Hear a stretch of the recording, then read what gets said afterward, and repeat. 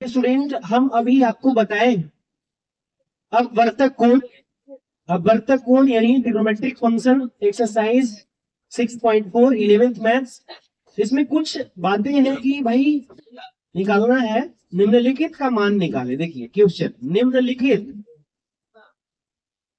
का मान ज्ञात करें। मान ज्ञात करें, ठीक है। तो एक हम पहले साइन 15 बता चुके हैं, है ना, दोनों मेथड से। ऐसे हम कॉस 15 है, ये निकालना है।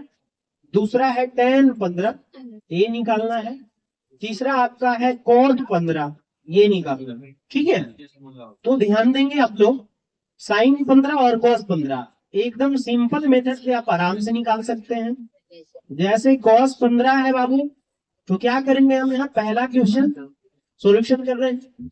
cos 15 को हम दो ऐसे न्यून कोण का अंतर लिखें जिससे निकल जाए। जैसे आपका 45 डिग्री माइनस 30 डिग्री, है ना, इसी कोण से आप निकालें, कोई दिक्कत नहीं है। तो cos a माइनस बी देखिएगा बाबू, क्या फॉर्मूला होता है, cos a into cos b। अब माइनस रहता है ना cos में, तो प्लस होता है, बताएं, sin a into sin b होता है, ठीक है।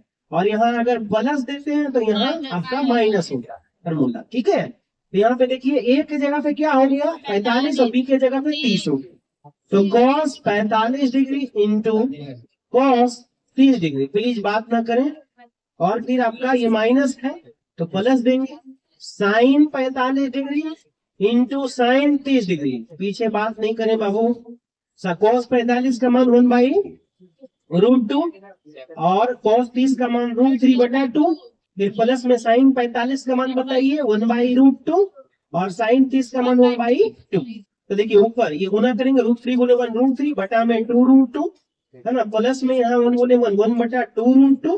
तो इसमें क्या कर लेंगे हम 2√2 एलसीएम लेंगे तो हो जाएगा √3 + 1। तो ये देखिए cos 15 का मान निकल चुका है, ठीक है। cos 15 का मान आराम से निकल गया। अब हम थोड़ा बता देते हैं आपको कि tan 15 का मान कैसे निकालेंगे, ठीक है। तो tan 15 डिग्री का देखिए हम बता रहे हैं।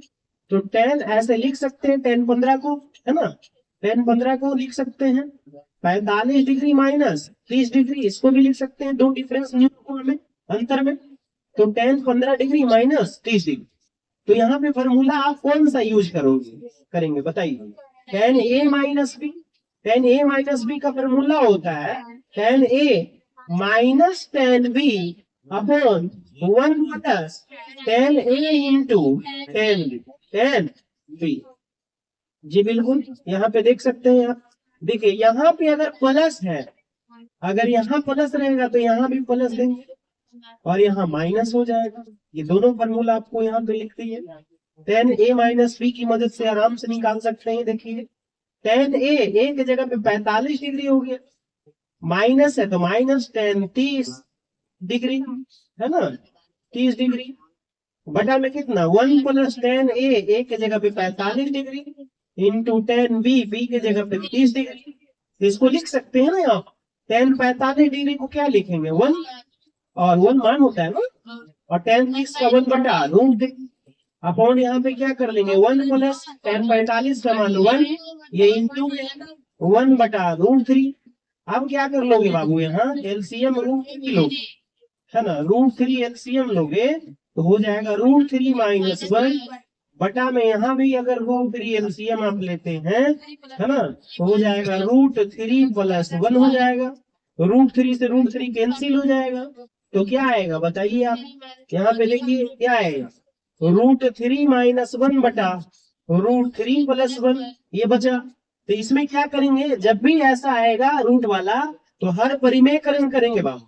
क्या करेंगे, हर परिमेयकरण करेंगे, रेशनलाइजेशन करेंगे, ठीक है। हर परिमेयकरण किसको बोलते हैं, अगर नीचे में प्लस रहता है तो डिवाइड, ये गुना और भागा में माइनस करके हम इसको मल्टीपल करते हैं, इसी को हर परिमेयकरण करते हैं। देखिए प्लस रहेगा तो माइनस वन, है ना। तो क्या करेंगे √3 माइनस 1 √3 माइनस 1 √3 माइनस 1 के होल स्क्वायर, फिर a plus B into a minus B का मतलब हो गया √3 के स्क्वायर माइनस 1 के स्क्वायर। अब देखिए a माइनस बी के होल स्क्वायर फॉर्मूला होता है बाबू √3 के स्क्वायर प्लस 1 के square minus 2ab √3 into B की जगह पे 1 है ना। अब बटा में हो जाएगा, स्क्वायर हटा तो रूट हटा, तो स्क्वायर हटा तो क्या हो जाएगा 3 और माइनस 1 के स्क्वायर लोग हो जाएगा। अब देखिए क्या है, √3 का स्क्वायर 3 है ना। अब कितना हो जाएगा +1 माइनस 2 बटा में 3 में से 1 जाएगा बाबू 2 है ना। तो 3 और 1 4। नेक्स्ट पेज में देखते हैं है ना, 3 और 1 4 माइनस 2 बटा में कितना था, बटा में आपका देखिए 2 था ना, तो ये 2 लिखेंगे यहाँ।